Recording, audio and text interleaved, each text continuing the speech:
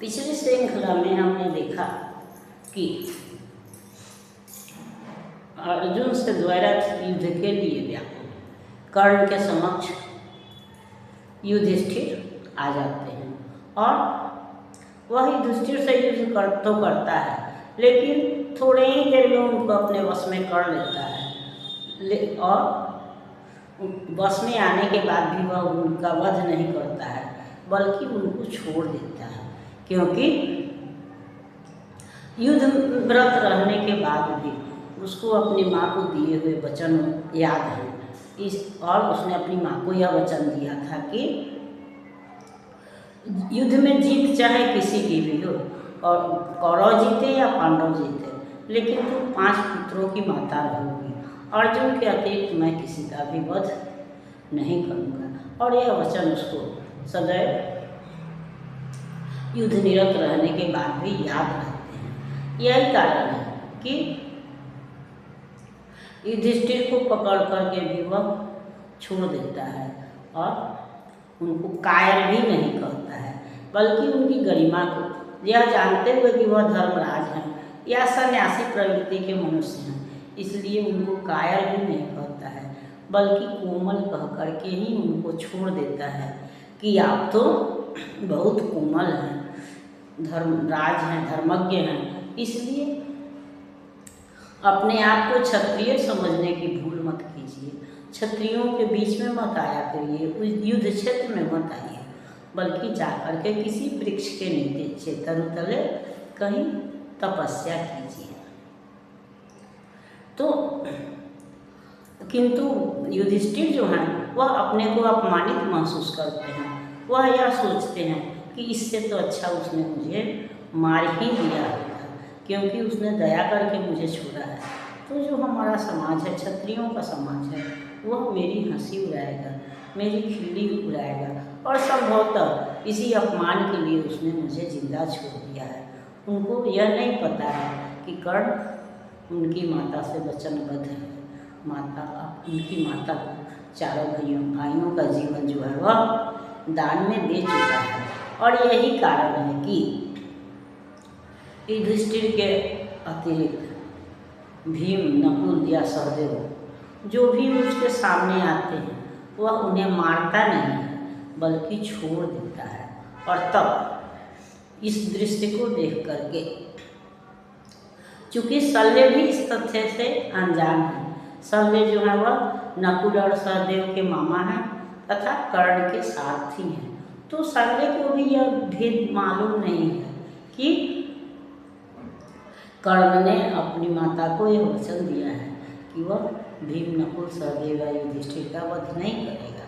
इसलिए जब वह बार बार देखते हैं कि कर्ण इनको छोड़ दे रहा है, हाथ में आने के बाद भी न उसने भीम का वध किया, भीम हालांकि कर्ण को उत्तेजित करते हुए कहता भी है कि हम मुझे मार डालो, लेकिन नहीं मारते हैं, क्योंकि उन्होंने अपनी माता को वचन दिया था।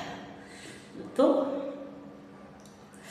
यह देख करके कि बस में आने के बाद भी इन चारों को छोड़ देते हैं, तो शल्य जो है वह मन ही मन कुपित हो जाते हैं और तब यह प्रश्न करते हैं कि इसी तरह से तुम क्या शाम तक इन पर विजय प्राप्त कर सकोगे, क्योंकि उसने कर्ण ने शल्य से यह कहा था कि अगर यह युद्ध की स्थिति रही तो शाम तक मैं कृष्ण और अर्जुन दोनों को ही पकड़ करके बंदी बना करके और दुर्योधन का राज तिलक सजा दूंगा।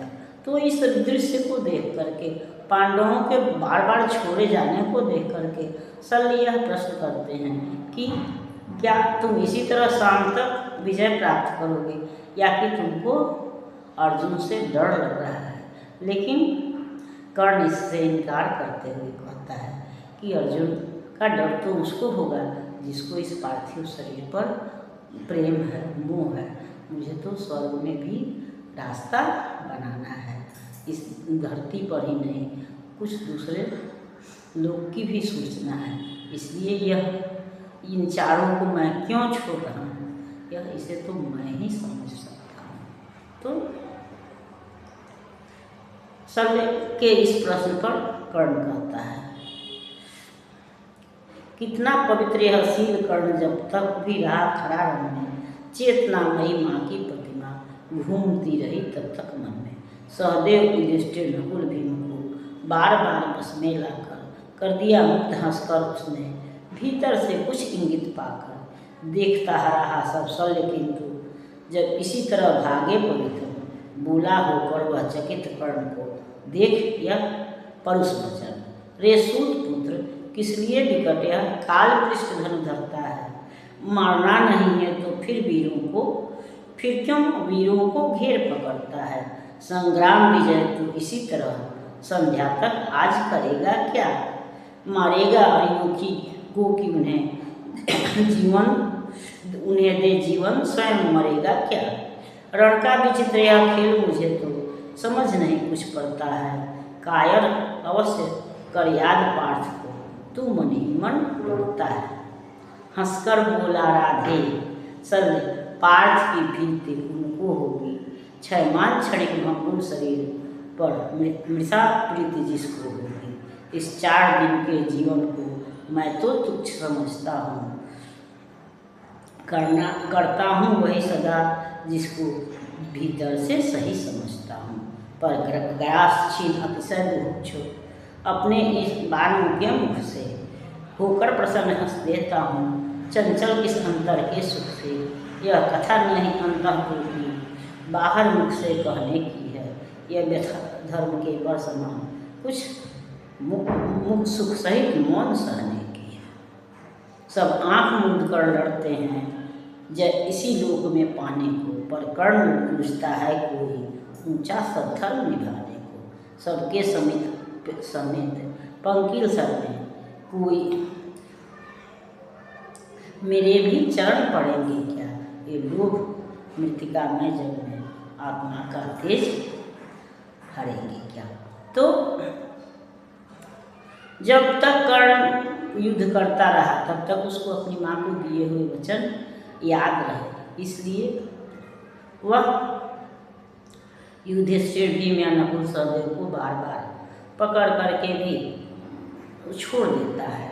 और उसके इस छोड़ने से, उसके वचन से अनजान शल्य जो है वह एकाएक चकित भी होते हैं और क्रुद्ध भी होते हैं, और वह कहते हैं कि इसी तरह से तुम शाम तक युद्ध विजय कर लेगा क्या?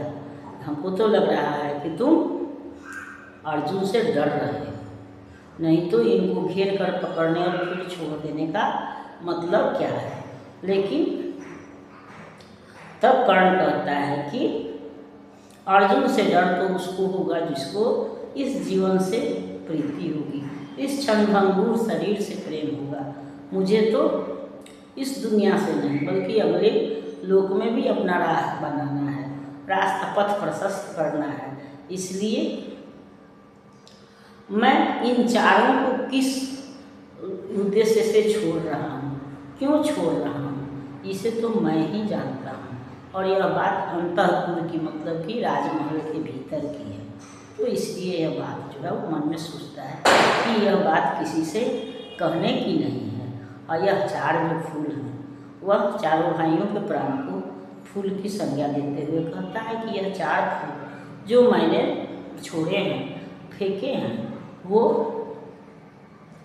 स्वर्ग में सीढ़ी बनाने के लिए छोड़ा है, स्वर्ग में अपना रास्ता बनाने के लिए छोड़ा है।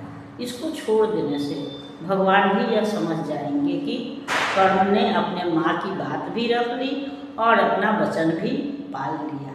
सब लोग जो हैं वह जीत के लिए लड़ते हैं, इस लोक में ही विजय प्राप्त करना चाहते हैं, इसलिए धर्म अधर्म की चिंता छोड़ करके युद्ध कर रहे हैं। लेकिन मुझे तो इस दुनिया से अलग स्वर्ग में भी स्थान बनाना है, इसलिए इन 4 फूलों को मैं क्यों छोड़ रहा हूँ यह तो मैं ही समझ सकता हूँ, इसको कोई साधारण व्यक्ति नहीं समझ सकता।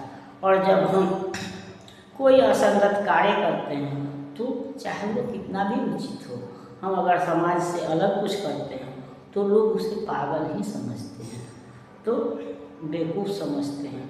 और वही स्थिति कर्ण के साथ भी है। तो वह बोल रहा है कि यह काम तो कोई दीवाना ही कर सकता है कि जो सामने आया शत्रु को भी छोड़ सकता है, और लेकिन इस बात को कोई साधारण व्यक्ति समझ ही नहीं सकता है। जिसकी सोच उतनी ऊंची होगी वही यहाँ तक पहुँच सकता है। तो और तब वही कहता है कि यह देह जो है वह तो समाप्त हो जाएगी, इसी धरती पर रह जाएगी, लेकिन हमारी आत्मा अमर है, हमारी कीर्ति अमर है, जो और हमको ऊपर भी जाना है, ईश्वर के पास भी जवाब देना है। तो मैं इसलिए स्वर्ग में सीढ़ी बनाने के लिए, स्वर्ग में अपना स्थान बनाने के लिए मैंने इन 4 फूलों को अर्पित किया है, ईश्वर के समक्ष अर्पित किया है या माँ की झोली में डाला है। इस पर हम अगली श्रृंखला में विचार करेंगे। तब तक यह श्रृंखला आपको पसंद आती है तो इसको लाइक कीजिए, सब्सक्राइब कीजिए। मिलते हैं अगली श्रृंखला में, तब तक के लिए